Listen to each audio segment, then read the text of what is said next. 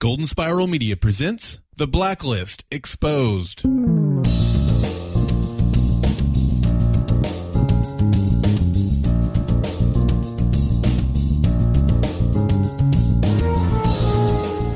Hey Aaron, take a couple kilos off the top and let's stage a Blacklist Exposed podcast. Happy New Year. I am Agent Troy Heinrichs.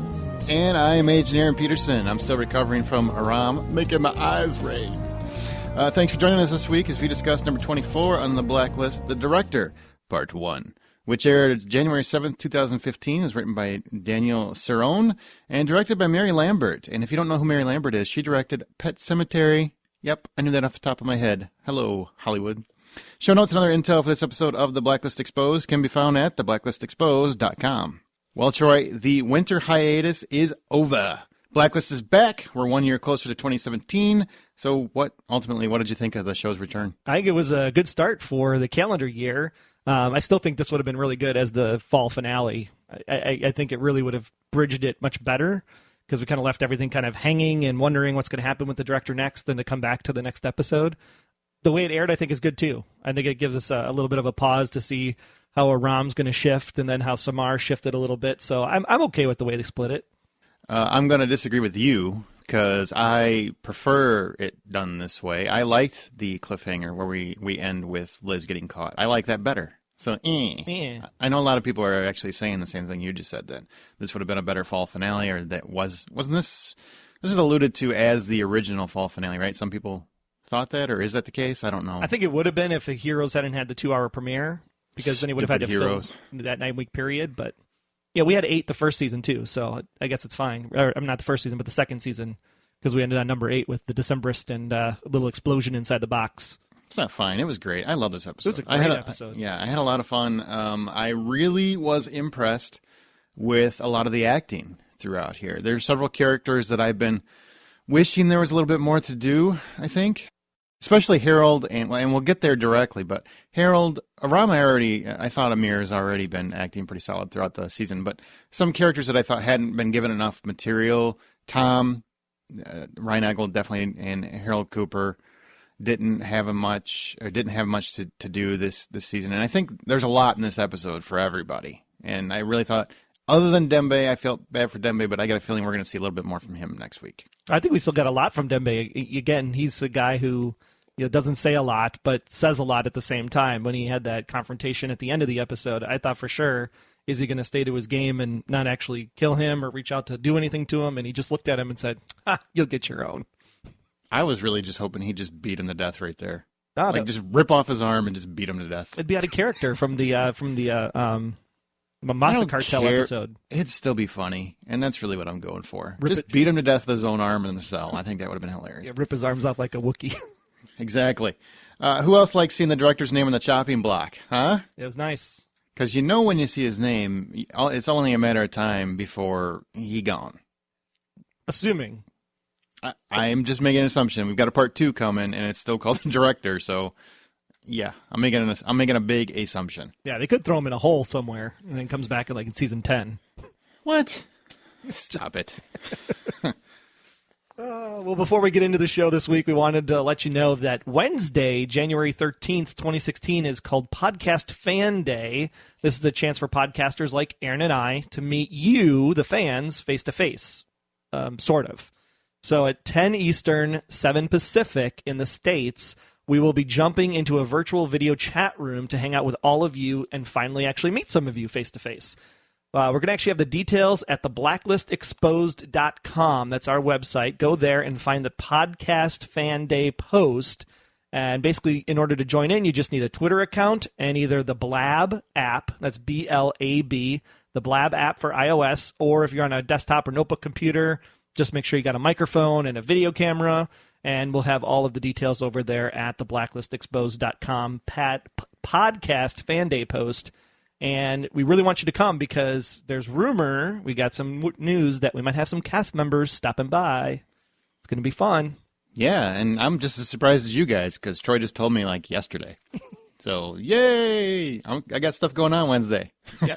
No, but it sounds like it'll be a lot of fun, and it does sound like you might be surprised with Obviously, they don't really care about us, but there'll be a lot of cool people, I think, maybe stopping by. Well, plus you get to see each other, too. I mean, we've had lots of people like Doc H and Andrew Jeeves and Rory and Bill and Terry and a bunch of long-time listeners. Yeah, just being for you guys to be able to see each other, too, is kind of fun. So definitely come on out. That's Wednesday, January 13th, 10 Eastern, 7 Pacific at theblacklistexposed.com. And if you don't want to join in, there'll be a embedded video there. You can just kind of watch along.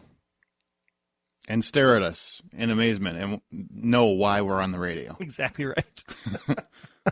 Now, why Troy's on the radio, right. I should say. I mean, I'm all right. Exactly. Now, before the winter break, we asked you a question to let us know what was in the care package that is now in the hands of the FBI. And you guys had some great answers over the break. And once again, this answer paid off in one episode. Thank you, Bokenkamp Gods. Now to see which of you all got it right. Lucy said a Big Mac. Hungry. I just went to Vegas and I had McDonald's for the first time in years. It is awful. I'm just saying, I'm not endorsing McDonald's at all. James said a list of all the Cabal members. That'd be a good guess. Andrew, a book of blackmail files against the Cabal. Sheila thought something to get Solomon and the director off their backs. Well, kind of true. Nicole said Marcellus Wallace's soul. Good call. Just open it up and it glows. Charla, diamonds and jewels. Desiree said gold, diamonds, or pearls. Laura thought gold bars. Candy thought money.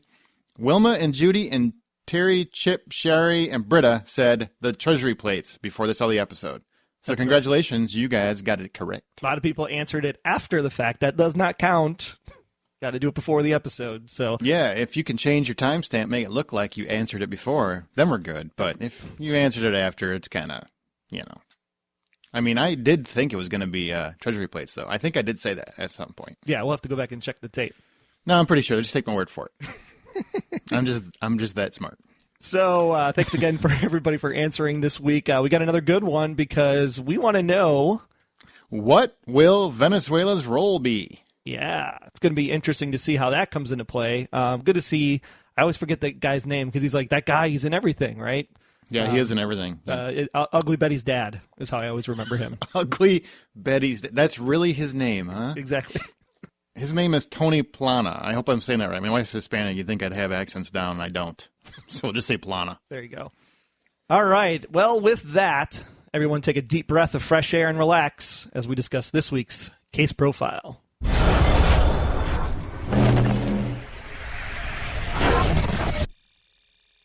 Okay, guys, this week's episode focused solely around keeping Liz alive. And if this is the first time you've listened, because we do have a lot of new listeners who latched on because of the Bokenkamp or Amir interviews, I just want to tell you that how we do it is we break down basically the crux of the plot initially, and then we'll take each character individually and see where their subplots and where the episode took them. So the episode focused solely around keeping Liz alive. That was everyone's goal, with the exception of the director and Hitchens, of course. They wanted her dead, dead, dead, dead, dead. And first thing I want to point out before we get into a whole bunch is the music selection. Once again, the music selection is phenomenal. Oh, my gosh, yeah. The one song they played during the shootout sequence, it's like you got this like really amped up situation going on. You got this real nice soft ballad playing in the background. It's like the perfect mix. And I like I don't know what the song was at the very end, but every selection, because I know we've talked a lot about how they select their songs before, and I really felt like every song had a specific meaning throughout the episode and really spoke to the situation at hand. And I really love when that's done right, because a lot of shows do that very wrong. Hello, CW. And it's nice to see when a show and a network takes that seriously. So I really appreciate that. Yeah, like when Liz was walking in at the beginning into the post office, it's like even though she was arrested, it still seemed like she had some swagger because of the song they were using at that point, too. It was really good. Yeah. Well, we find out that Red keeps a storage locker with important items in major states. That's pretty handy. Huh? Did you like that he has a steak locker, basically? That was awesome. I was like, and they're not aged yet. It's like... Well, I think meat's good for like a year, right? If you keep it frozen? I think so, yeah. The question really becomes, when and how did he acquire those steaks? Was it maybe Venezuelan beef? Boy, when Troy thinks he's funny, he's generally not. Nope. Well, more happens here in the span of 3 hours than I think I've ever seen, shy of 3 episodes of 24. A lot happens. I mean, there's crime scene stage, there's a shootout, there's wrestler drove, wasn't he 2 hours away or wasn't he an hour? I mean, he's a while from the location, right? Oh, yeah. And he made it there and back in 3 hours and had a shootout. This is Jack Bauer time, guys. But it's TV, and I don't care because it was a great episode. So what does Red want with Venezuela's Prime Minister Diaz? Enough to hand over $100 treasury plates. What do you think about this aspect of it? Now, this seems like, and we're going to get into it when we talk about the characters, that's where more of this story comes out, because this episode was really about just getting Liz out and keeping her alive and getting her to her court date. So everything that happened in the episode centered around that. So that'll come more in line with the characters as we talk about them. But this whole treasury plate thing, handing them over to Diaz, that was very much a long-term plan. This is, I assume, more of what episode 2 is going to, or part 2 is going to be about. So what do you think? Do you have any idea about this plan? Well, before we go to the plan, I just have to say this was a stroke of genius because you have to go all the way back to episode 8 of season 1 with General Ludd when he's talking about the plane that fell out of the sky and the guys with the funny masks. And I actually rewatched that episode after we found out that it was the treasury plates in there. And the thing was that in General Ludd, they didn't actually have the treasury plates. They got the blueprints for the treasury plates. So somewhere along the way, Red actually made the treasury plates from the blueprints. I think that's pretty freaking awesome. Wow, that's how good you are, Troy. Because honestly, all I kept thinking was, is he talking about Point Break? So you're the smarter one, because I honestly didn't remember that. Good call, sir. Well, I had to go back. I was like, I honestly do not remember them having this giant suitcase in General Ludd. I remember there being a little tiny box, and then sure enough, that's when General Ludd swapped out the hard drives. They gave the fake ones to the FBI. He kept the good one, and then Red met him at the tarmac. And I was just like, it's hard drive. So the fact that he actually has enough chromium to make these plates is actually pretty interesting, too. I wonder which state he keeps the chromium in. So do you think this was an original plan? Like, we're going to pay this off 2 seasons down the road? Yeah, see, this is where we get in trouble, right? Because we're like, man, did they go back and say, could we pull this in? As we're talking to Bokenkamp in his interview, like, do they go back and say, hey, we had this open thread here, so could we use that here and pay this off here? Or was this always known about all along? It's interesting because I'm assuming he's had a prior relationship, it seems, in this episode with Venezuela and the Venezuelan prime minister. So I want to say that this was a long-term play. Mm-hmm. I just don't know if they wanted to play it here in relation to Liz's escape, right? Somewhere along the way, he needed the information to help Venezuela. It's just that maybe Red had to escalate the timeline because it had to help Liz at the same time. Interesting. So it's kind of both. I guess I'm talking out of both sides of my mouth. I'm going to give them the benefit of the doubt that they had a long-term plan, but even if they didn't, it still works. So I don't really care. I really don't. That's one of those little nitpicks I just don't have with TV shows. If you can make it work in the timeline, I don't care if you had that idea all along or if you just made it up as you went on the fly. It doesn't matter to me as long as it plays. Yeah, I'll quote James Spader from, what was it, Comic-Con, the first season. Like, you don't want to know. Mm-hmm. You just want to enjoy it. Look at you whipping out your Spader quotes. You got a little bag full of them? I do. Are they all Shakespearean? No, they're not. and I can't chew a page of dialogue from memory. Not to save my life. Going back to my recent trip, I went to Vegas, and I obviously it's a long plane ride. And on the way back, I watched Avengers: Age of Ultron, or Age of Spader is what it should have been called. And so much of that is Red Reddington. Just it reminded me so much of how that character, or how ingrained Spader has become. The character has become it's Spader. I mean, it's so much Spader now, and it's amazing to me how he can carry a scene just by his voice so much. Just very impressive. Okay, well, Cynthia Panabaker, what'd you think about her? She's a fun addition to the show. She's basically, I hope I said her name right, but she's the woman that is escorting Liz to the courtroom, and she has her actual life. She has respect for it. She wants her to live. She wants her to get there and testify and do all the good things that good people do. I'm trying to... I wanted to know if she's actually got an ulterior motive, because everybody seems to have an ulterior motive on this show. Does she really want her to be alive, or is she somehow tied into another part of Red's network? That's the part I just couldn't read through her, because she seemed very like, oh my gosh, it's you guys, and I got to come around here more often. And she seemed like she knew more than she was letting on. So I wonder if she's a plant somehow for Red's network too. So wow, that's actually an interesting theory. I hadn't even contemplated that. So you think possibly she might be in Red's pocket? Why not? I mean, if the clandestine group, the Cabal, can have people in places of high power, why can't Red? Why does he just have to have, mechanics and, rent-a-cops and people that just happen to have machine guns that can stage crime scenes? Well, I guess the question would be then, if that were the case, right, if that were the case, wouldn't Red still want her to testify? I mean, wouldn't that be an advantage to him to get that out in the open? Because that seems to be the thing that they're most afraid of. Oh, absolutely. I think that they absolutely have to do the testify, because you have to make sure that in an open court of public opinion that things are going to be in the public. And so that declaration has to happen. Kurt has to come clean and say what he needs to say. I don't know if he's actually going to make it to the courthouse or not, but at the same time, I think that actually has to be in the public eye, because then they're going to be like, oh my, because remember, everybody still thinks she's dead, right? She was on the news. She died. So when she shows up in the courtroom and she's still alive, people are going to be like, oh yeah, the Cabal, they took her down and they kept her prisoner and they were lying to us. So much at play here. So much at play. And I really want to, initially apologize, because if I'm fumbling a lot, it's because I'm literally just got back. So I'm very jet lagged still. But I am astonished at how well they started this episode out, because last year you had that whole Super Bowl thing where when we came back from the fall finale, they really jump-started the show, and they had to just throw a lot of flash at it.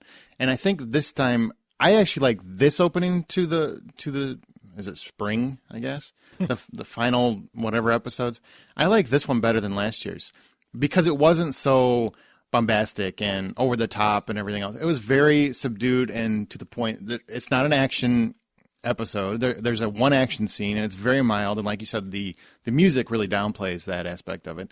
So it's very character driven and dialogue driven, which I prefer in this show. Oh, absolutely. And I think that the one thing that you're going to call out, I mean, about this time last year is when we were all like, oh, Liz, and she's like being so whiny and blah, blah, blah, blah, blah, blah, blah. Hey, I didn't say that. People were saying that. Mm-hmm. But at this point, now you know that, Megan Boone's pregnant, obviously. So when you're like, oh, Liz hasn't been in a lot of these scenes and a lot of these, dialogues, and she's kind of seems like a background character. I mean, obviously there's a reason for that, because she's pregnant. So they're writing to the other characters in the meantime, which I think is really great. Like Aram, super strong performance this week from Amir. Yeah, and then the fact that we got to meet some other players, in Red's network with staging the crime scene and then the Venezuelan stuff, and then just the dialogue between Tom and Wrestler, who like an episode ago was kicking garden gnomes outside of Cooper's house. Now they're like, best buds. So great. Now I'm going to have that in my head again. I so love that freaking garden gnome. I don't agree with you at all that she's a background character. I don't think... Oh, no, not like a true background character, but I mean, she's not in every scene, and she's not talking as much as she was, say, season 1, because we have all these other characters we can explore now, and I think that's what makes the show great. Yeah, don't get me wrong. I think she's a central part of the show, and I don't think she's being relegated to the background. I think everything's still centered around Liz. There's just so much going on to keep her alive that they have other characters to fall back on.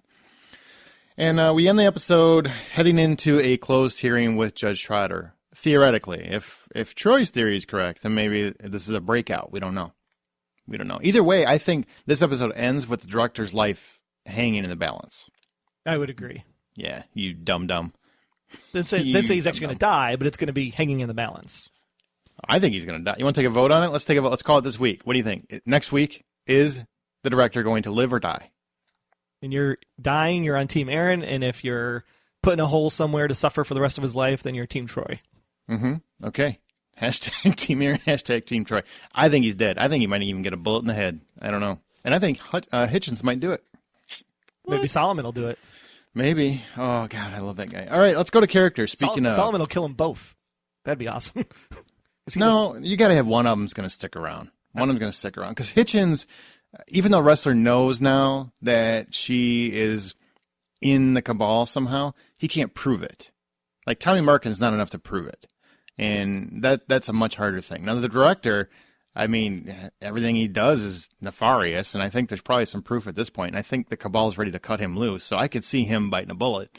Her, I don't think she's ready yet. He's the CIA. Of course it's nefarious. Well, he's just look at him. He just looks like he's getting ready to do something shady. Let's get in characters. Dembe, he spent most of his time in lockup, but he was released at the very end, and he had a nice little stare down with Solomon. I think Solomon has an ass whooping and waiting. What do you think? I think it's going to happen at some point that Dembe and Solomon will square off. I just think it was great how Dembe restrained himself. Like I said earlier, he kind of held that character that he has at the end of the Mombasa cartel, where he tells Raymond, walk away, don't kill him. You're, better man than that. And I think that's the same thing here. It's showing that Dembe's character is true to form, like we talked about with Amir in his interview, about how the characters have these like core philosophies and how everything they do revolves around those core philosophies. I think that comes across here in Dembe's final scene. Well, I guess my question would be, when you have characters that have a feud or an ongoing debate of some kind, you want a resolution between those specific characters. And Dembe got tortured earlier in the season. In case people forgot, Dembe was tortured, season 2 or episode 2, 3, whatever the number was, and by Mr. Solomon. So, do you think if Solomon is dispatched in some other way that doesn't revolve around Dembe, because a lot of times this show does surprise us, would you be disappointed in any way? I don't think so, because I think what we've come to realize is that Dembe is an honorable character, and Dembe is not a vengeance seeker, right? Especially when we talk about Red and how he has these conversations with everybody about how, vengeance and all this pride and all this stuff always gets in the way of being, truly aware of the big picture and what's going on. So with Dembe being this prideful character and this kind of non-retaliative person, I think that if he were to kill Solomon in cold blood, I think that would go against his character and would make Dembe look a little bit differently than he does to the audience today. If he ended up dead, though, I would assume that you'd see Dembe come to maybe the body or the gravesite or wherever Solomon ends up being and has some kind of final word against him, but I don't think he would actually do the killing himself. Like he just shows up and laughs at him at the grave? See, you got yours, dude. I don't know, man. I mean, I guess I could see the picture where, and the show's going to play out how it's going to play out, but I could see the picture where Dembe passes on revenge and then Red kills him or something, because Red, he doesn't hold to those same moral codes. So I could see that, but I would like to see just Dembe just beat him down, honestly, beat him senseless. Or maybe just whoop him into submission and then Red finishes him off. I'm okay with that. Yeah, I think that might be how it goes. Like he gets a punch in once or twice and then lets Red take care of the rest. Or Tom does it for him. Maybe throw Tom in the mix a little bit because he's kind of turning into a little Jason Bourne-ish character. So, Dembe can't do it because he's too good a man, and Tom's like, I'm not good, and then just finishes him off. I like that. What I really loved about the Dembe sequence when he comes in at the beginning was after we talked to Amir in the last episode about how him and Hisham have this, kind of passing in the night kind of thing, and they have this respect for each other because they were kind of, background characters. You're making it sound romantic, this passing of ships in the night. Hey, guy, what's up? Well, that's what he says. That's the best part because they said How that you doing? They had these, kind of bit parts at the beginning and then became kind of, main characters in the show. And he's like, oh, I saw your stuff. It was so good. And then literally Dembe walks by and Aram goes, hey, Dembe. I laughed out loud so hard. That's the nice thing about getting those interviews is that you just appreciate the little things in the show so much more. Okay, Mr. Solomon, Eddie. And I feel bad, Eddie, if you're listening, because we've been talking about you dying a lot. I mean, I hope you make it to the end of the season, but then I want you to die horribly.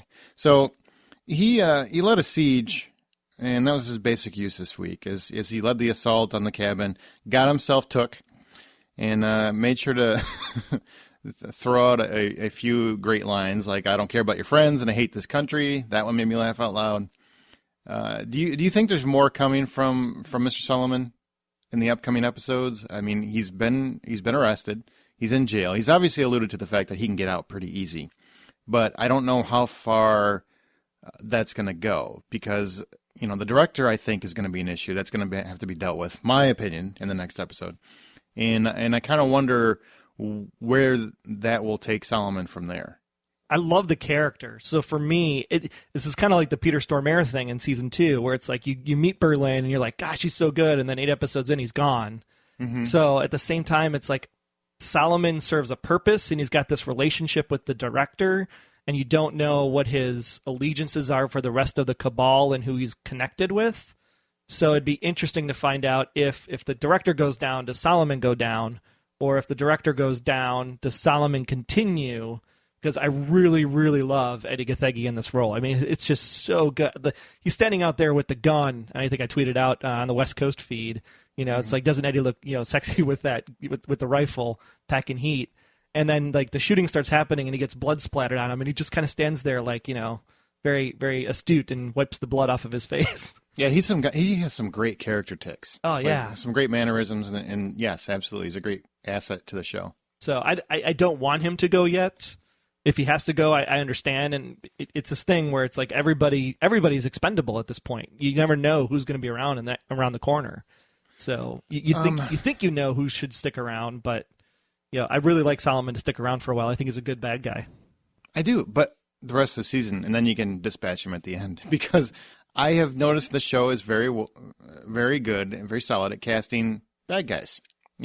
Evil. It seems to have a niche for finding good actors to play horrible people, and I realize that people love the character and let's keep him going for a few years and da-da-da-da, and I know a lot of shows do that. I'm big on take care of the big bad at the end. Next season, let's have a new big bad, that kind of thing. And I could see that continuing in the show for a while, but whatever's going to happen. I do love Eddie. I think he's doing a great job, and it's a fun character to watch. What do you think that says about the casting department? Are they evil people? Because they make evil people so they're good. Fun. All fun people are evil at heart. I can tell you that, because all the fun friends I have are all shady. What you talking about, Willis? Yeah, I'm just saying. Speaking of shady, Kara Kurt. As the episode goes on, Kara Kurt makes a statement where he says, she better be worth it. And in that moment, I felt like he sympathized with Tom. Did I read that wrong? I don't know. You go back to Kara Kurt when he was being interrogated at the end of season 2. It seems like Kara Kurt's all about Kara Kurt. He wants to make sure he's taken care of because he wants to escape. He wants to do what he needs to do. And he knows that he kind of messed up because he got captured. So he knows the Cabal's going to kill him. So he's like Tom in a lot of ways. So maybe he is sympathizing with him in that regard then, because he's looking out for himself, knowing that he's burned his bridges with the Cabal. So he's going to latch onto whoever he can in order to be safe, but then burn him in the end, which is exactly what Tom would do. So maybe he finds some sympathy with Tom. I think there's some sympathy there. I got that based on his visual cues. Andrew Divoff really had some... The way he was looking at Tom at the end, it really felt like, I get where you're coming from, guy. I kind of see your perspective now. And I think that was starting to, as the episode continued and they were fighting together, he really saw that Tom is doing this for a woman, and he respected that. Now, maybe it was just a matter of respect. I respect why you're doing it, even though I'm going to have to try to kill you and escape later. But I definitely got some measure of sympathy from him. Yeah. Was that his boat at the end of the episode? Were they back on Tom's boat? I don't know. That's a good question. Is that what you think? I was trying to figure out where he would have gone, right? Because they escaped and they didn't take him directly to the FBI, did they? The cabin across the lake.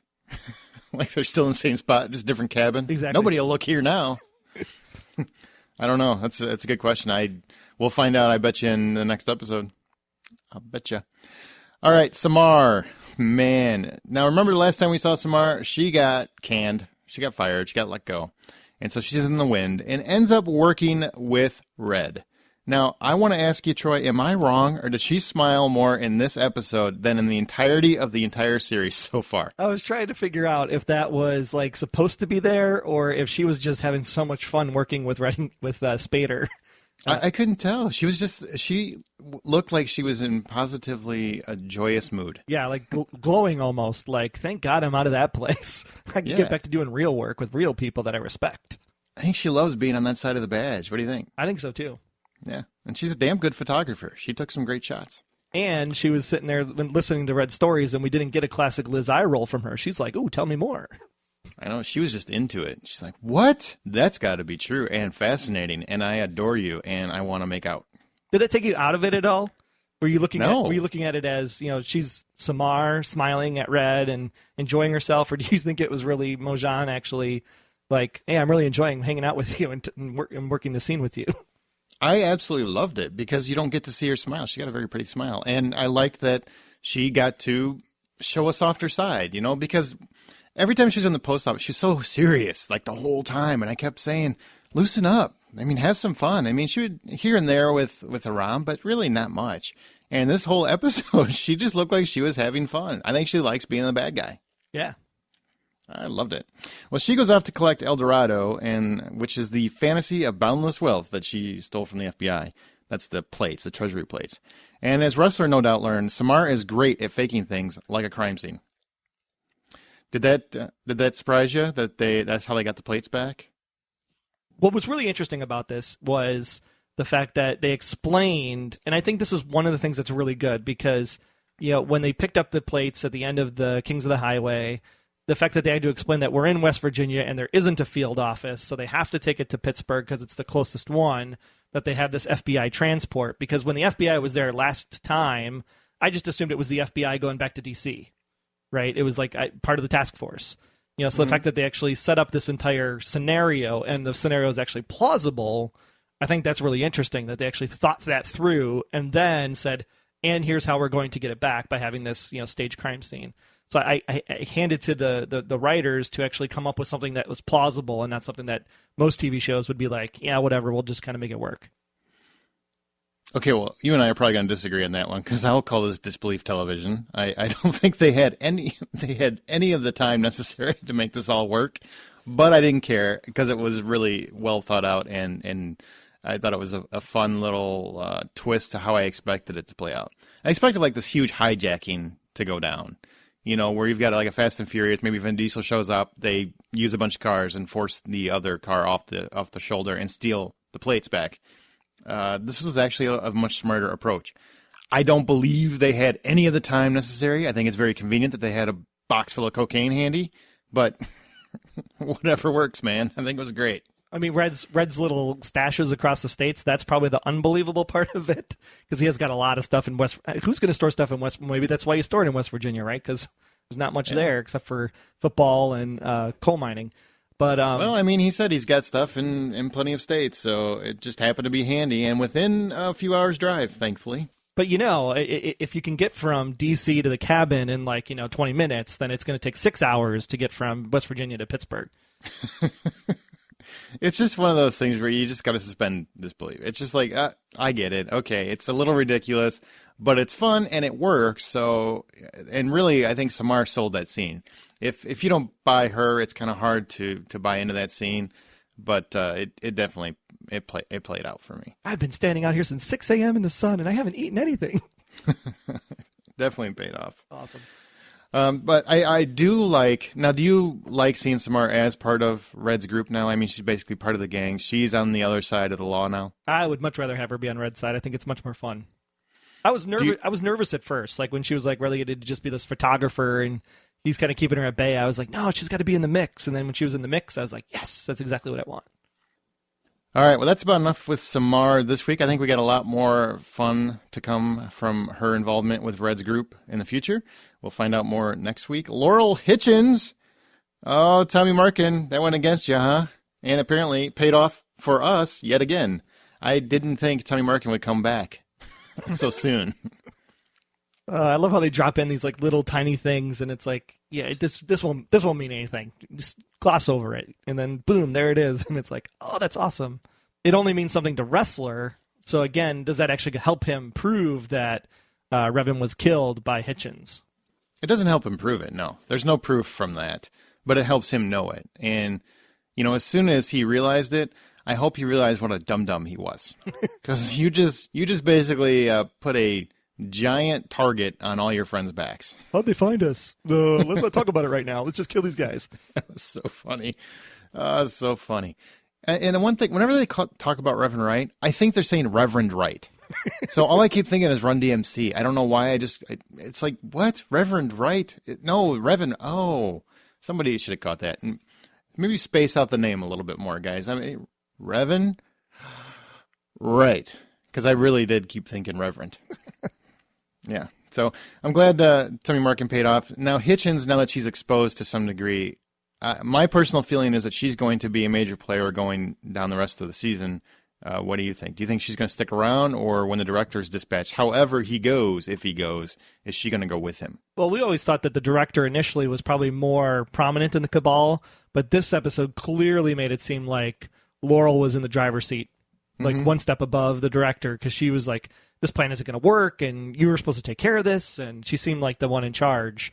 So since this is called the director, I think we'll still see Laurel for much longer in the series. I think And since this episode was called the director, and we have the director in such a prominent role, how about we talk about him? Sure. Wow. Man, he's really burned his bridges. I mean, he is done. I don't see how he doesn't either. I don't see how he's not removed by the cabal or by Red and the gang in the next episode, simply because of the fact that he has screwed everything up. He hedged a bet on Red, backfired. Didn't work out. Went against him and against the cabal. And then he hedged the bet that, I can get her in 3 hours. We've broken down countries in less time, blah, blah, blah, blah. That didn't happen either. You got beat by Aram and Notebook. So as far as I'm concerned, if I'm in the cabal's lead, if I'm Hitchens or above, because she has people above her, I say he's done, and which way do we want to take him out? Well, and I guess that's really the question, because how do you take him out when he is the head of the National Clandestine Services? I mean, it's kind of, someone's going to notice he went missing. The same way they take everybody else out, subtly or violently, or give him a pill or something. I don't know. Do something. Put him in that box and then take all the hydrogen out.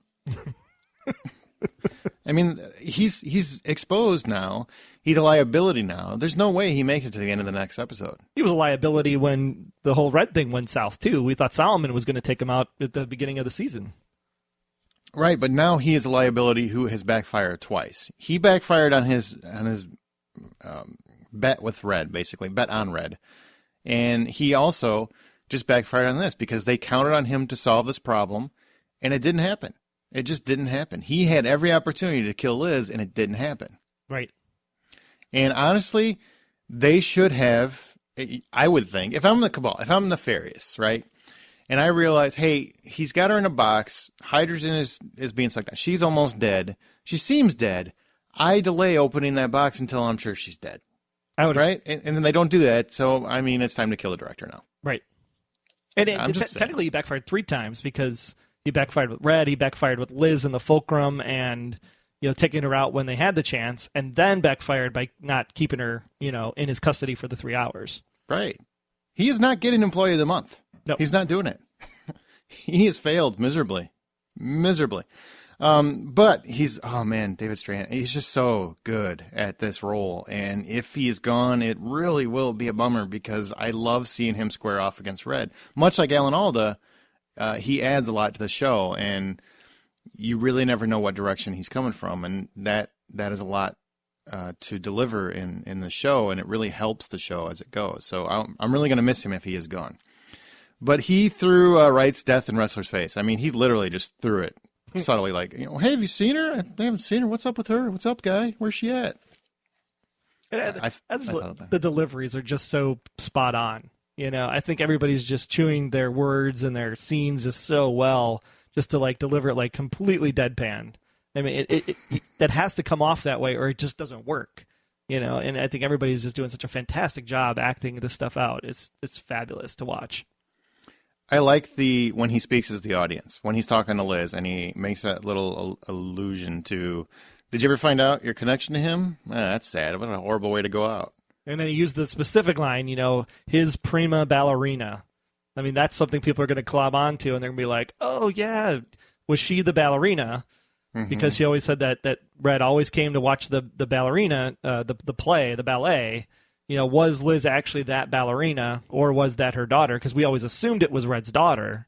Mm-hmm. And we know that Red is not Liz's father from everything that everybody said, if we still believe it. But then, that's a question. It's like, was Red watching Liz from that far long ago? I love how you say, if we still believe it, because you just want to keep that going, don't you? No. You just want to keep people in their poor traumatic lives going, where they have to go back to, maybe it is his dad. It's not her dad or her mom. I'm just saying, I love John and everybody, right? But I've been Lindelof and accused before, so. Wow, I like how that's a verb. Okay, so that's an interesting statement that he threw out, and it made me wonder, do you think he knows the connection? Like, does he know the connection and he's just not sharing it? Well, you remember he said to Liz directly, it's like, I can't believe how much like your mother you look. So Right. he's got to know some part of the connection there. But my question would be, if he knows that, wouldn't he expose that to some degree? No, because maybe it's leverage. Maybe he's Okay. holding it back so that Liz might side with him at some point. I don't know. Or he needs Liz to hear the truth only when it's finally like the last dire moment. Okay. I was just curious. Just curious. Gotta have something for the second part. Oh, boy. I think he's going to be he was prominent in this episode, but I think he's going to be front and center next week. Oh, yeah. The funny thing is that even though we know this was a two-parter, we've been talking about it as a two-parter. We've seen the press releases. We know it's a two-parter. But this didn't end as if it was going to be a two-parter. No. So like if you didn't know any of the press release information, any of the things, you would assume that this was a wrapped up in a bow standalone episode. Did you like that, or did you want a cliffhanger? No, and this is why I'm convinced that the original fall finale was the best fall finale, because it was a cliffhanger. That's how you want to end things. You don't want to end things seemingly resolved, because it doesn't really give you the pull to come back. And I liked the way this ended. I felt like it is a cliffhanger. I mean, it still ends on a what's going to happen next, but it's not one of those pit of your stomach, oh, man, God, I can't believe you guys did that to me moments. You know what I mean? It felt like the storyline for the week was resolved. Next week, we're going to have to take on a new challenge. I liked it a lot. I was a big fan, and I agree with you. I think it felt like it wasn't so much a 2-hour movie as most two-parters are. I think it's more of the story starts here for the director in terms of what's going to happen to him, and it's going to end in the next episode. Agree, 100%. I think that this was done really well, because I was sitting there as they're driving away in the car before they get to the sequence with Red and Aram at the cemetery. I was like, dear God, please don't have a truck drive up and hit the side of the car, because that's so like TV cliche. Because I was like, if this is a two-parter, I was waiting for the big bang, the big cliffhanger, and it never came. And I was like, this is great. This is exactly how it should have ended. I love the bonding between Red and Aram at the end. Oh, man. We'll get to that moment, so hold that thought. Let's talk about Cooper first. Harold and Charlene were both tragic. I mean, I feel really bad that he's having to wrestle with her infidelity, but also hilarious. If it's not about the sex, then why'd you have sex? Why didn't you invite him to join your book club? My book club sucks. I laughed so hard. So funny. I'm sure you can find something. Charlene will help you. She knows her way around the kitchen. And Lennox, if you happen to be listening, your delivery on that, I was almost in tears, because it's exactly what every guy in the audience was thinking. As soon as she said it and that was your retort, I was in tears, man. I was laughing so hard. BS. Good stuff. That's funny. So how did you feel about, I mean, they're obviously having to deal with that issue, and I like how they're still wrestling with it, even with all the tragedy going on around them. Do you enjoy that that's still a factor? Do you think it's overkill? Do we need to put it on the side for a while, or do you want it to be continually addressed? I don't know if I need it continually addressed further than where it is right now. It was part of the story in order to get to the cabin and that whole thing. And now that, she's safe at her sister's or whatever, Cooper can go back to being whatever Cooper is, because now Revan Wright's out of the picture. So is this how Cooper kind of works his way back in as the director of the task force?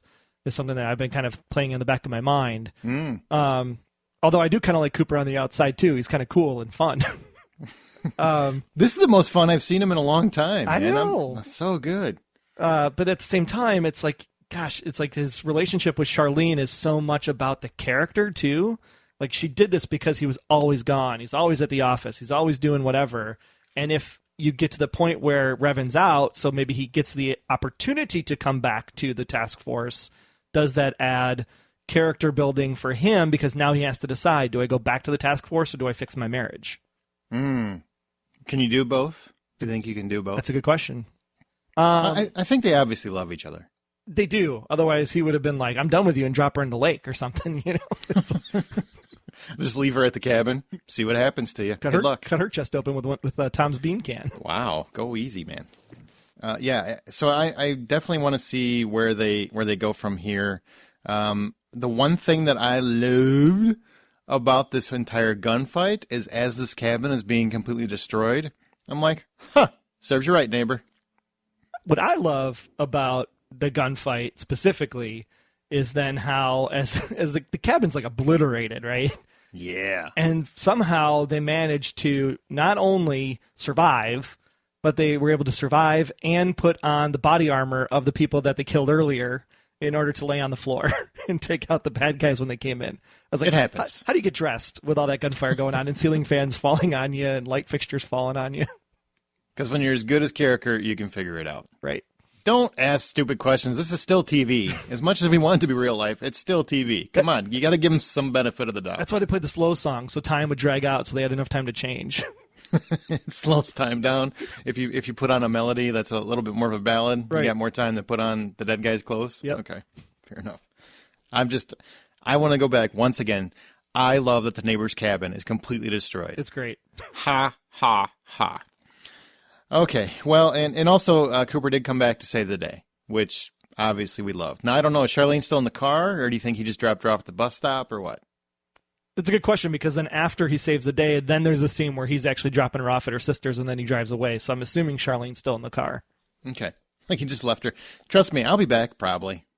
Hold steady. All right, Tom. Daniel Knopf, as a writer on the show, said when we talked to him a long time ago, I alluded to the fact that I had an issue with Tom and Liz because of I just didn't believe that Liz would still be into a guy that has ruined her life, and that Tom would really be turning a corner, or that I would believe that he would be turning the corner. I want to go on record as saying this is probably the episode where I started to believe his turning the corner. And why that is, I don't know. I don't know if it's because Ryan was given more opportunity to sell why he's doing all this, or that it maybe because it's been, he keeps with it, and, maybe it was the dialogue between him and Carricart, how you could tell through Ryan's performance that Tom does feel a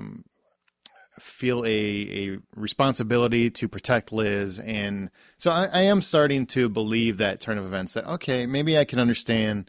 I'm not necessarily saying that Liz should still go hook up with him. I still don't know if I buy that.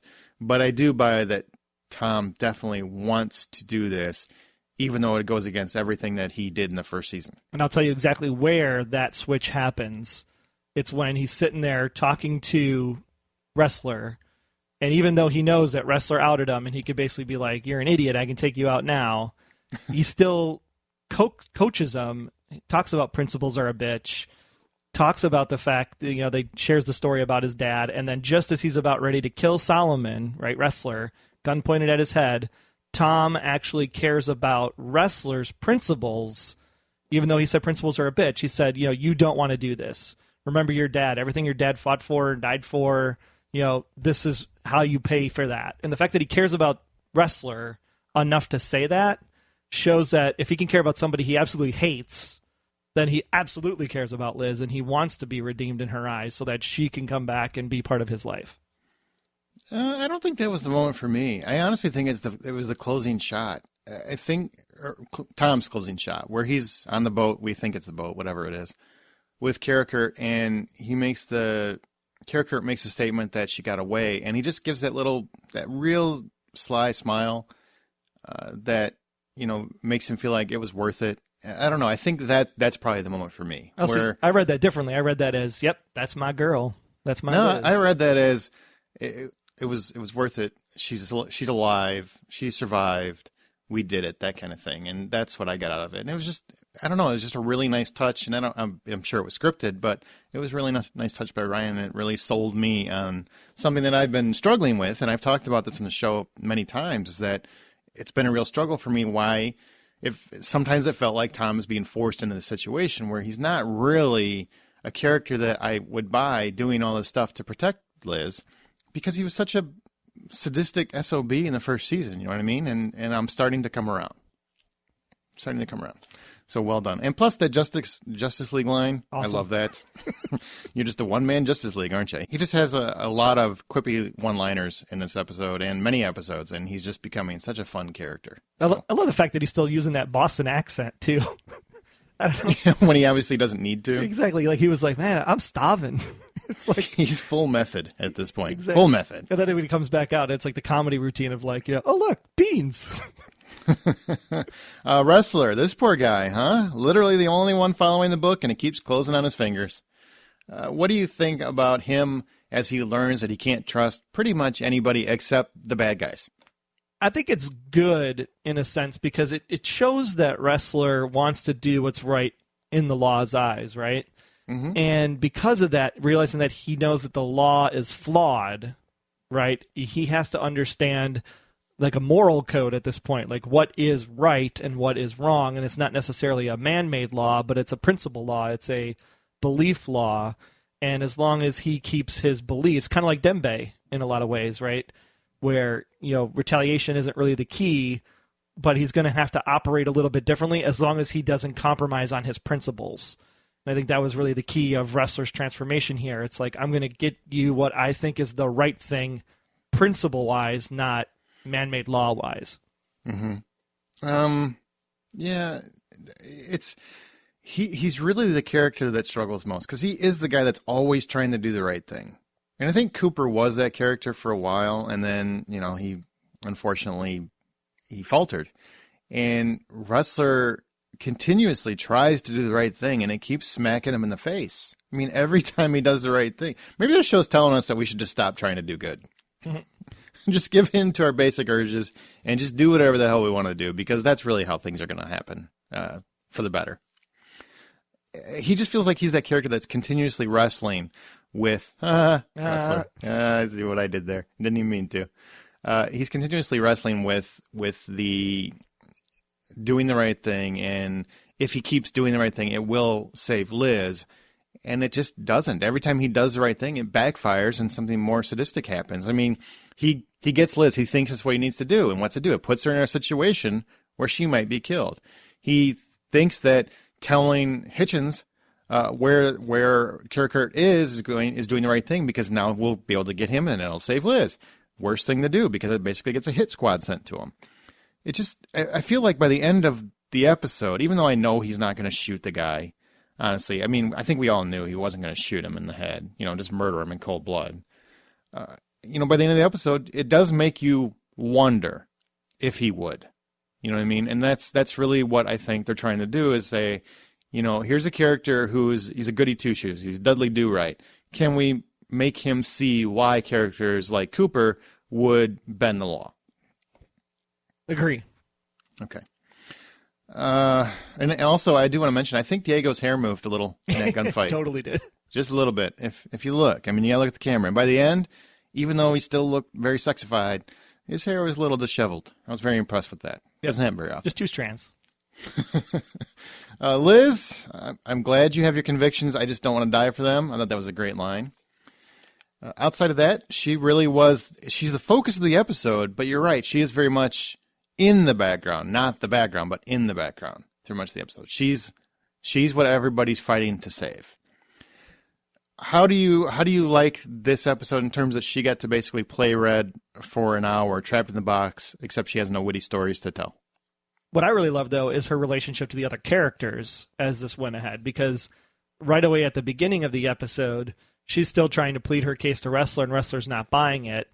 And then it's almost like she knew that Wrestler would come around, because then at the end she does that, gosh, it's about time.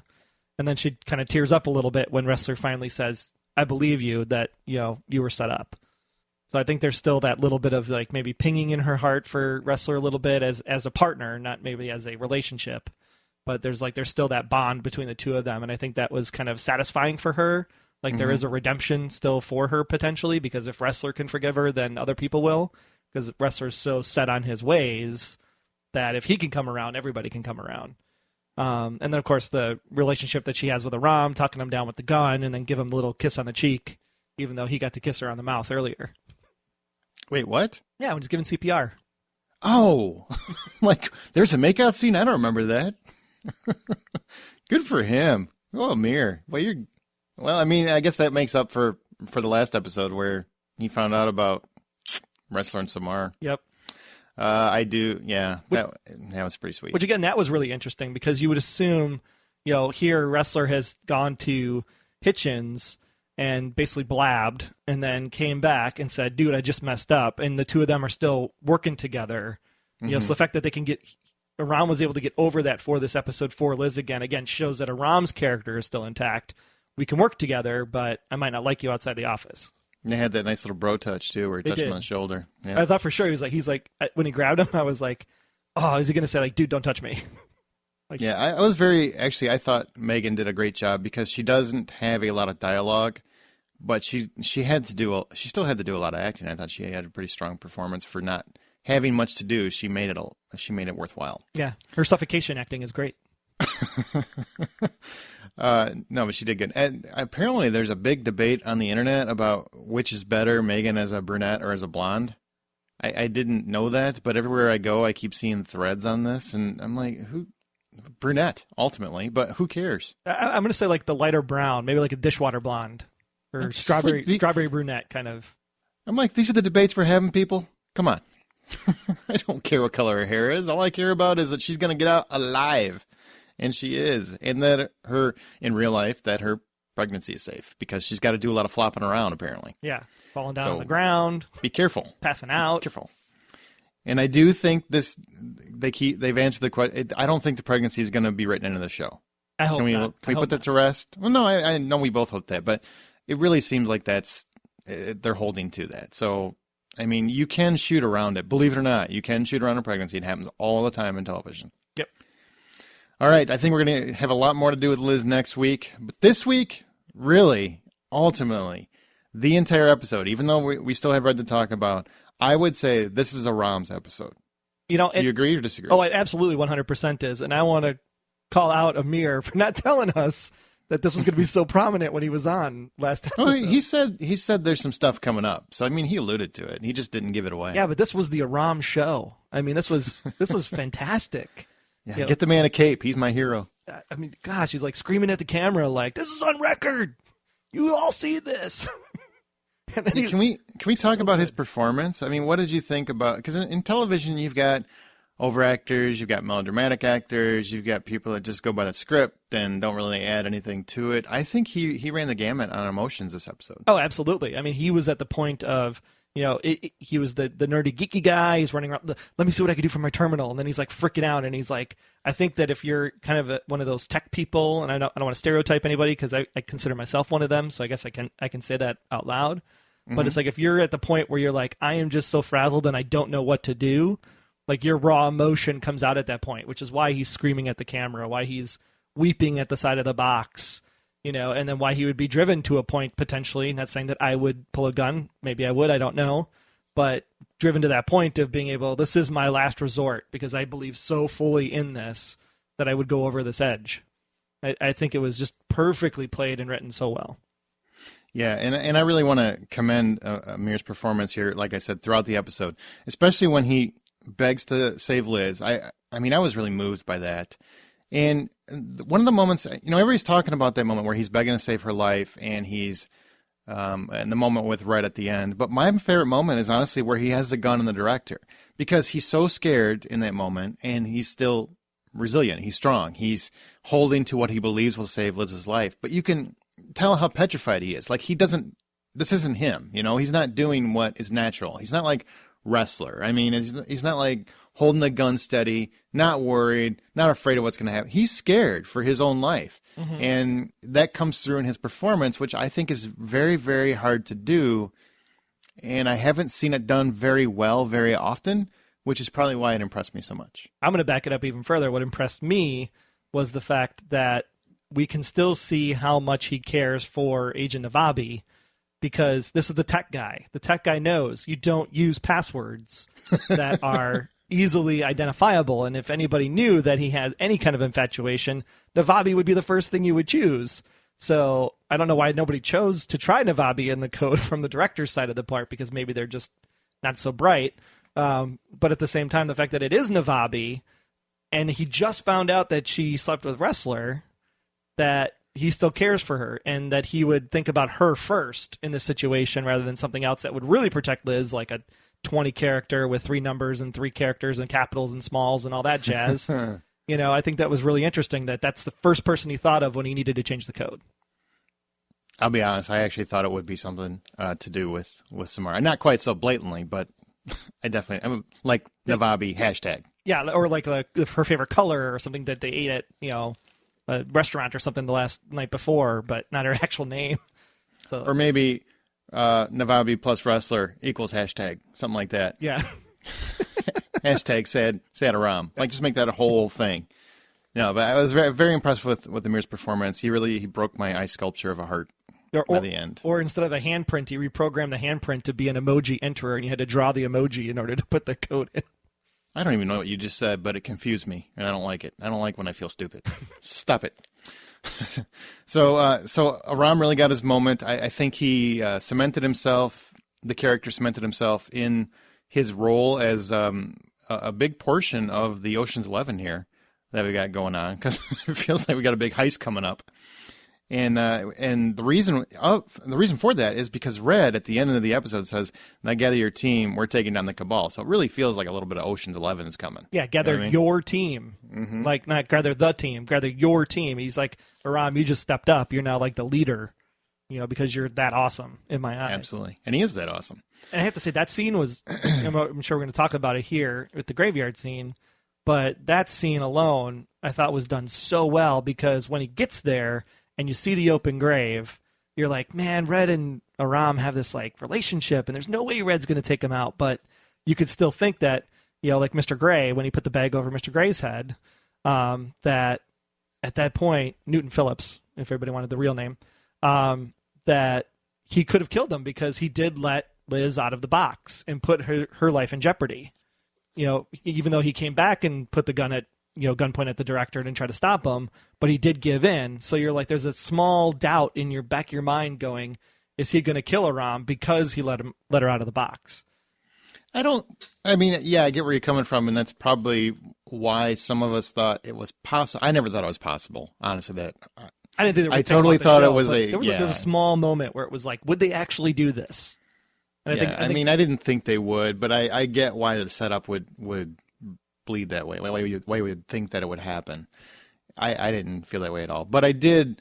That's a very astute point, that he did technically let her out. So did he fail in that respect? I don't think he failed. I think he did. He waited until the last possible moment, and then he tried something else. He tried continuously to save her. Yeah, I think it was the gunpoint incident that then says Red goes, he did it. He stretched it out as long as he possibly could, and he never gave up. I think it's the never giving up part, I think, that holds weight in Red's heart. Right. And even though this is a Aram's episode, Red is still, number one character. And I love how when he learns something that he wasn't expecting, like Navabi getting the boot, he doesn't even flinch. He just continues and goes forward with whatever his plan was. And there were a couple of lines that I thought were delivered brilliantly and subtly, and I don't know if you caught them, but I find them so stiff. Life's trimmings, just things like that are just subtle touches that I think most people don't catch, maybe. Because I've talked to a lot of people and like, I didn't hear that. I'm like, oh yeah. He totally alludes to Wrestler and Navabi getting it on. Mm-hmm. And I don't know if you caught that or not, but I thought that was so funny. Just totally did. Perfectly placed. So most of his story this week involves putting things in motion, such as Ram to help Liz, and this plot with Venezuela that's being put in motion, which we assume will be paid off next week. And we still really don't know what that's going to be. But you expect it to be something huge, right? Because you're going to give treasury plates to a whole country. You need the prime minister's help on something. It's got to be, something massive to clear Liz, right? Well, and then the question becomes, they have these treasury plates, so what is that going to do for the U.S. economy? Is there going to be some bigger thing that comes, and is that the, kind of back half of season 3? Is that something huger about economies collapsing and things of that nature? I don't think huge is a word, man. Huge. Huge is not a word. Yeah, I don't know. It's a good question. I wonder where this is going to play out, and that's where we go to the profiling question. What is Venezuela going to do here? What is the plot going to be to save Liz? Because I just don't know, man. I really just don't know. I've tried to put it in my head as to how he could use them, and I just don't see it. And that's why I love these writers, because they're going to come up with something cool, I hope. Mm-hmm. All right, that final scene, Red and Aram in the graveyard, standing over the open grave. We kind of talked about it. But at the end, he does say, He stood over the open grave of his mother and the others, right? I believe is how he said it. Yeah, it means countless people. Yeah, it means countless people, or does he mean specifically whoever it is that he lost? Right. I'm asking you. That's a question. Oh, it's a question. Oh, well, I thought it was just like other people, like people in his network that he cared for. Like, would he stand over the open grave of Glenn? Would he stand over the open grave of Mr. Kaplan? And then at the same time, you're going back to, oh, well, is this Christmas Eve story about his family getting brutally murdered actually true or not? Because then he would say, I was standing over the grave of my mother and my family, but he didn't say family, he said others. So the fact that he says others still makes me wonder if he's not really the Raymond Red Reddington that lost his family on Christmas Eve, and he's just playing a persona character. That's just Troy, people. He's just wanting to mess your head up. I still think he's Raymond Reddington. Big dork. And we close with the line, I'm forever in your debt, which made millions of people across the country weep. Mm-hmm. It was very, very sad. It was very powerful. And it was nice to see that Red has a heart in all this. I mean, he respects what Aram put himself through, what he risked to save someone that Red loved. Right. And that was a very powerful moment. I love the ending of this episode, and it kind of calls back to your point of, would you have preferred a bigger cliffhanger? I say absolutely not. I thought it was a perfect ending to this episode. And so the question becomes, is that because now that Red is in Aram's debt, like, what is the relationship status on the affinity chart for Red's in his network, right? Like, I'm assuming Dembe is still above Aram, but is Aram like a close number 2? No, I think Samar is number 2. She's number 2. And I think Aram just basically, it's kind of one of those things where you get to call in a favor, where he's just like, yeah, you know what? There's this guy I want whacked, so I'm going to call Red. I think now he can actually make that call and make that happen. I don't know if that's like a favor. That's more like, 10 favors. No, that's one favor. It's Liz. He saved Liz, therefore he can call in and get a whacking on somebody else. I don't know. He saved Liz. Probably I think it's 10 favors because it's Liz. If you save Glenn, maybe it's 1 favor. So he can whack 10 people? Aram can call in 10 favors, yeah. Oh, that'd be fantastic. Liz's value has to be higher than, say, Glenn or Mr. Kaplan's. Blue Margolis, if you watch Game of Thrones. So basically, he's got the wishes. I like that. Oh man. So I would, you know what? I would totally be calling some favors in. I would call. I already got a list. I already got 5 people in mind right off the top of my head. Holy crap! Get the guy a motor for his bike to get up that hill. No, I respect the fact that the man doesn't take a car anywhere. He takes a bike everywhere because he cares about his health and his body. I respect that. I'm glad he had a light on his bike though, because it's dangerous at night. Do you think maybe he can't afford a car? I don't know. Or is it because he just wants to stay healthy? Because I mean, I gotta think you gotta be really sweaty in that suit. Yeah, that's true. That can't be good. I mean, you gotta perspire. The bike helmet just sweats enough, God, you get there, you get to work, and you're like a sweaty mess. Nobody wants to work with that. Get the man a car. I mean, call in that favor. Say, Red, I would like a really fancy car now. Most FBI people wear Kevlar, Aram wears a bicycle helmet just in case he gets a bullet to the head. All right, well, I think that's going to do it for this episode. Now, this is really a 2-parter, so that's the cool part is with it being a 2-parter, a lot of the story is going to come next week. So I'm really excited for next week. I can't wait to see what happens. And I also want to say, don't forget about what Troy said about the Blab event that's happening on Wednesday, the podcast fan event. Make sure to check that out. Go to theblacklistexposed.com and you'll find a little post about that so you can find out all the details. Remember to be sure to download the Blacklist Exposed app for iOS or Android, and you can go even deeper into the mystery of Red Reddington by visiting our partner Blacklist site, theblacklistnbc.com, now fully redesigned for 2016 and mobile friendly. Really impressed. Jen did a great job with getting that changed. I really like the new look. Check out the new sections. Listen to us as you browse around, and a few new additions to the site as well as the interrogation room. Go even deeper into this episode at theblacklistnbc.com. And a quick thanks to those of you that reviewed the show or the apps in iTunes or on Google. Quick thanks to Laura 112273. It's an interesting birthday. From the States, who gave us an iTunes review stating that the Blacklist Exposed is podcast perfection. The podcast is like having cheat sheets for one of my best shows on TV. I watch each episode, then listen to the podcast so I can compare my notes to Troy and Aaron's. I give this podcast a grade of A+++. How about just 2 A's. Because my name's Aaron. Hey. All right. Not like Fonzie. Oh, my God. You're so old. And from Milwaukee. Who does that? You're so old. All right, and now let's see what stories Red has to tell with this week's Red's Rhetoric.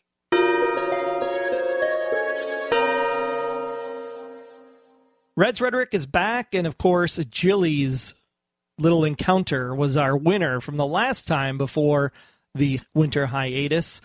Not that that was any surprise to many of you, I am sure, but this week we have two really interesting conversations during Red's story time. The first one is going to be when Red meets up with Raphael in the car. There's nothing I can do for you. The foreign minister, he's traveling today. You see that lovely woman there? The one with the camera? She's a stringer for UPI. Dear, dear friend. Shoots my Christmas card every year. She has a wonderful eye for composition and detail. An intuitive sense of timing to capture the moment. A warm embrace between old friends, the exchange of a gift, the intimacy of a quiet conversation in the backseat of a car. But the curious thing is, pictures never tell the whole story. For instance, the only story here will be your friendly meeting with an international criminal wanted by the FBI, Interpol. I wonder how long you'll survive once that story hits the Venezuelan press. I'm sorry, I can't help myself. It's a photo album for your press clippings. Raphael. The meeting with the foreign minister will happen today. The second is when Red and Aram share a tender moment at a gravesite. There's nobody down there. Not at the moment. So then, why did you ask me to meet you at an empty grave? There are foundational elements in our lives. People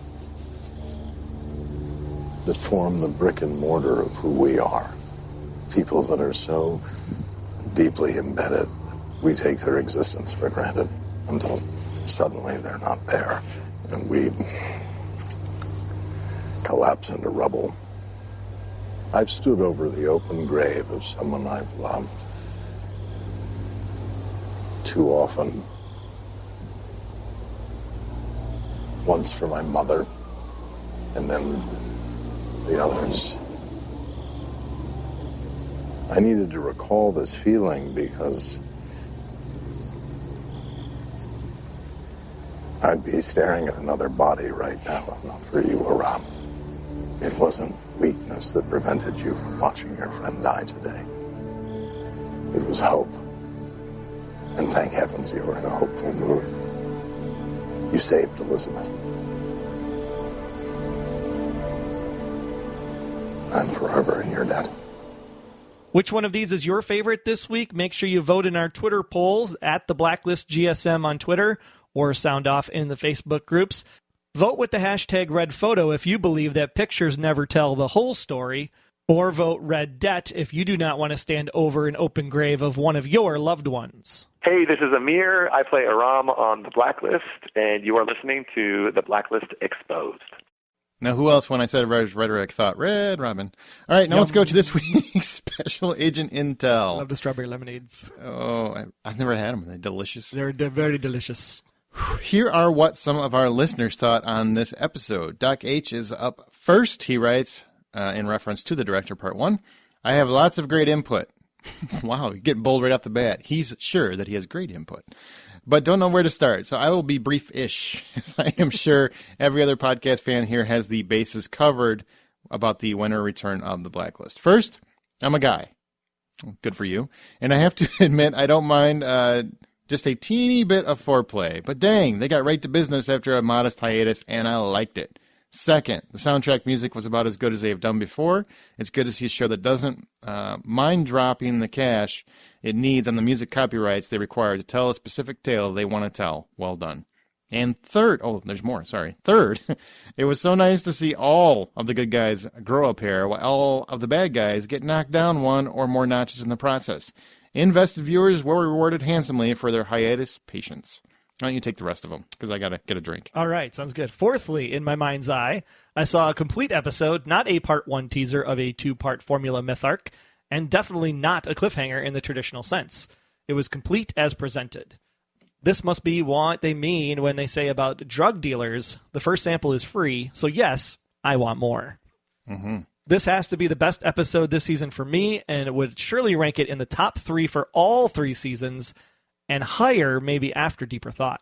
Wow. That's some bold statements there. That is bold.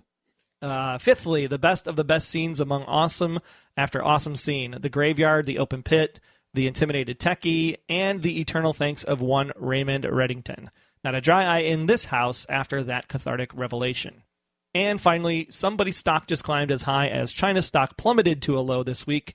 Tom/Jacob/Ryan Eggold's, man oh man, did he just now get super, super interesting. The Grinch's husband heart grew 3 sizes this episode. Thanks, guys.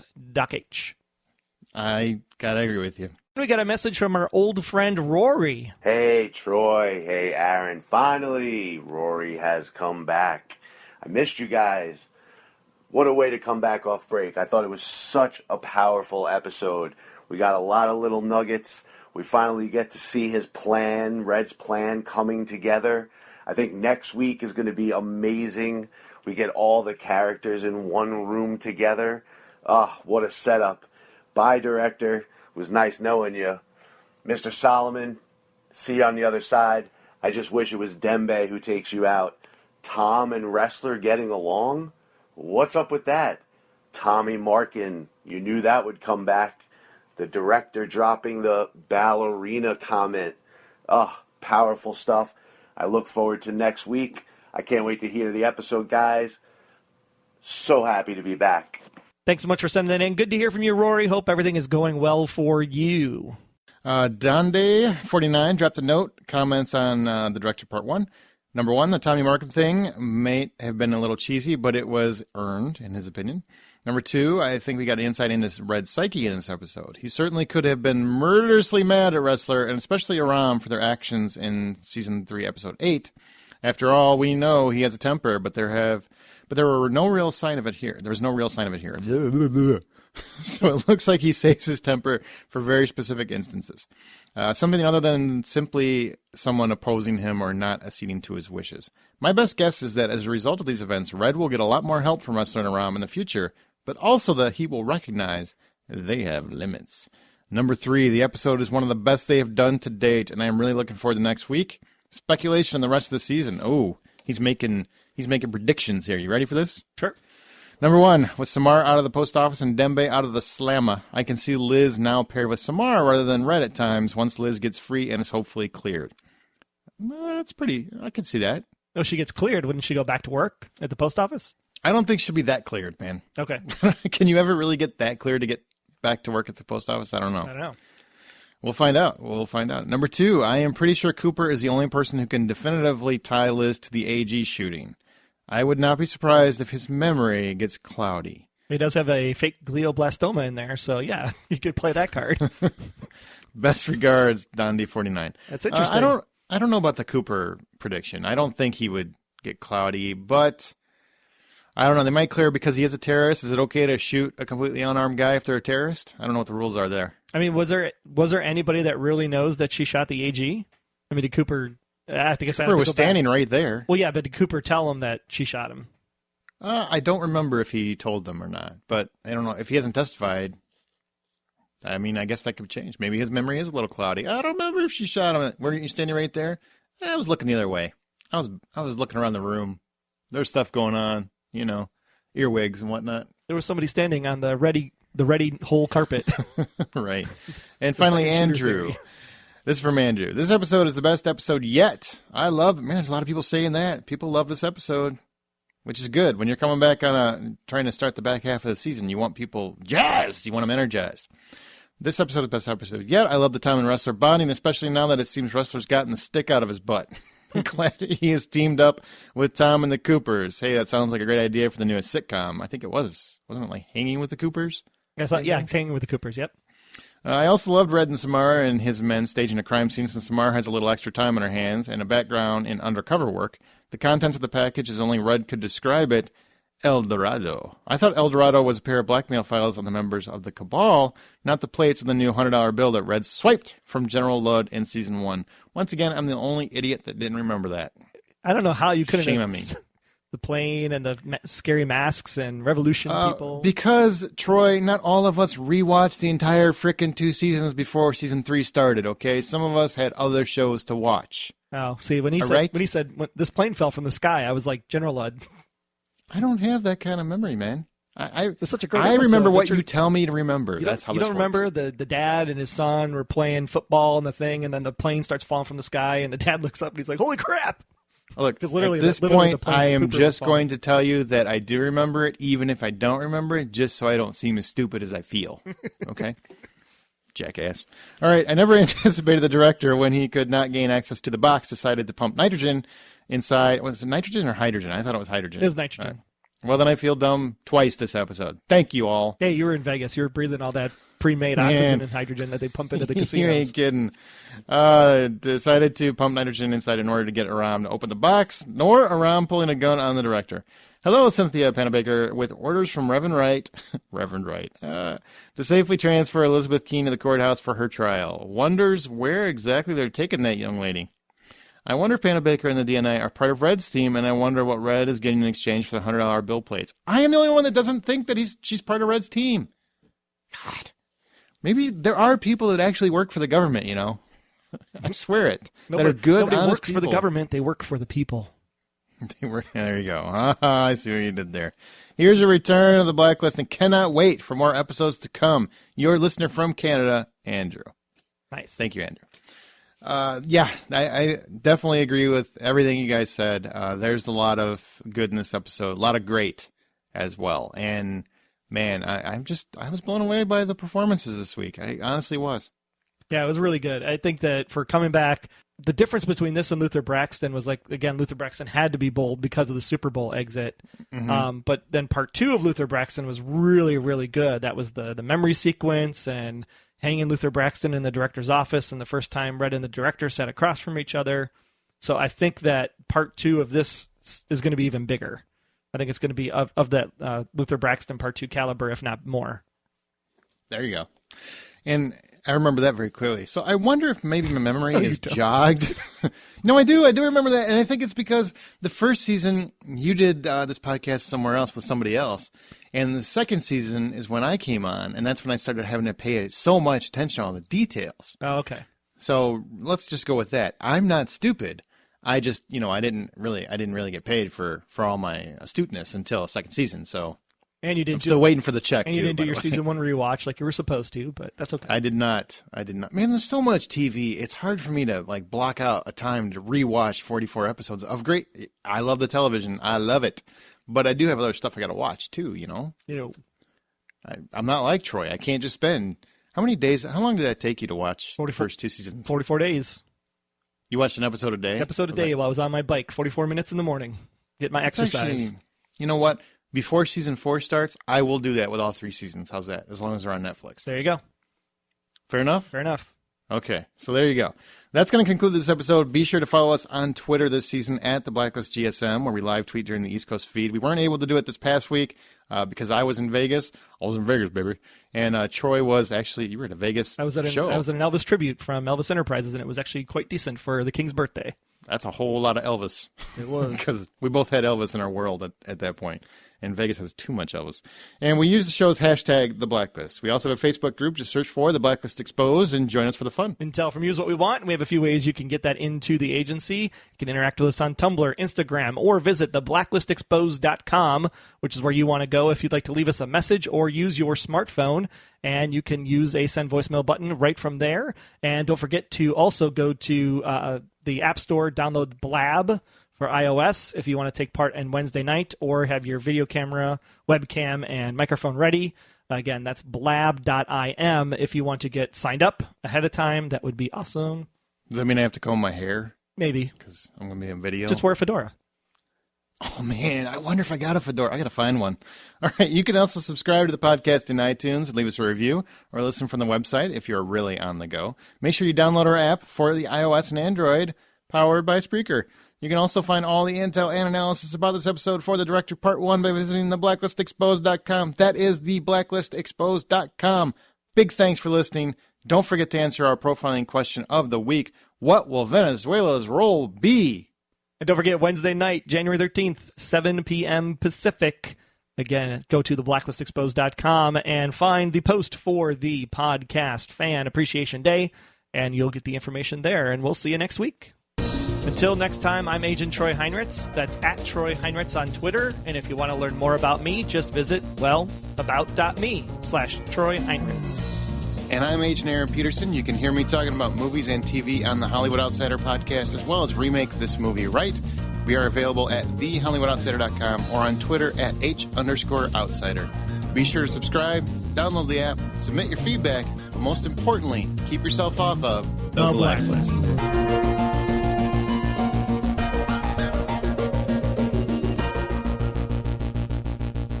The Blacklist Exposed is a Golden Spiral Media production. Find more of our great podcasts at goldenspiralmedia.com/podcasts.